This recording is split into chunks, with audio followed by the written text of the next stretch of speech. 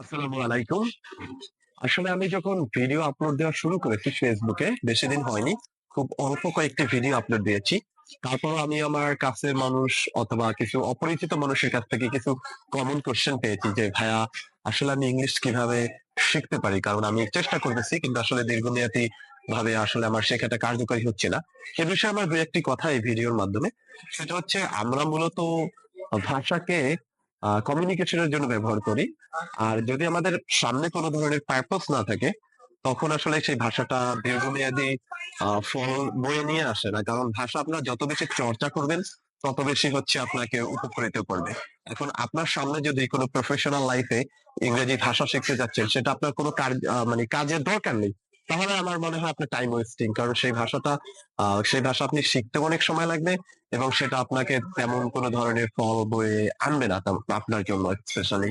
এছাড়া আমি বলতে চাই আপনি যদি দেখে থাকেন যারা ইংলিশ মূলত শিখে এবং যারা খুব ভালো পারে তারা একটা কন্টিনিউয়াস প্র্যাকটিসের ভিতরে থাকে। কারণ কি? কারণ ভাষাটাকে তারা ইউটিলাইজ করতেছে। যারা শেখাচ্ছে ভাষা তারাও কিন্তু আসলে নিয়মিত ওই ভাষার উপরেই আছে। আবার যারা মনে করেন শিখতেছে, ফর এক্সাম্পল যারা আইএলটিএস এর জন্য শিখতেছে তারা কিন্তু ২-৩ মাস প্রিপারেশন নিচ্ছে। কিন্তু এমন না যে সে ২-৩ মাস প্রিপারেশন নিচ্ছে সারা জীবন তার জন্য তার কাছে এই ভাষাটা মনে হচ্ছে। আই মিন তার মনে থাকছে। সো বিষয়টা হচ্ছে আপনার যদি কন্টিনিউয়াস প্র্যাকটিস প্রসেসের ভিতরে আপনি না থাকেন, তাহলে কখনোই আপনার এই ভাষা শেখাটা কার্যকরী হবে না।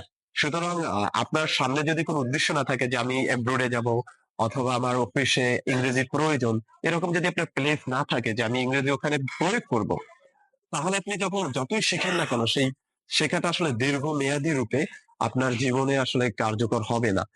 তো আপনার যদি সামনে এরকম থাকে কোনো যে আপনার বাইরে যাচ্ছেন অথবা আপনার জবের জন্য দরকার অথবা আপনার একাডেমিকটা সম্পূর্ণ ইংলিশ বেস, দেন আমি মনে করি আপনার ভাষা শেখাটা অনেক বেশি কার্যকর হবে।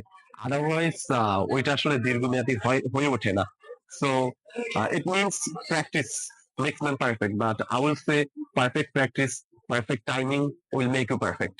সো এটাই বলার ছিল আসলে এই শর্ট ভিডিওর মাধ্যমে। আশা করি কিছু কোশ্চেনের আনসার পেয়েছেন এবং আপনার ভিন্নমত থাকতে পারে, আমি তাকে রেসপেক্ট করি। আর সর্বোপরি ভিডিও দেখার জন্য ধন্যবাদ। আল্লাহ হাফেজ।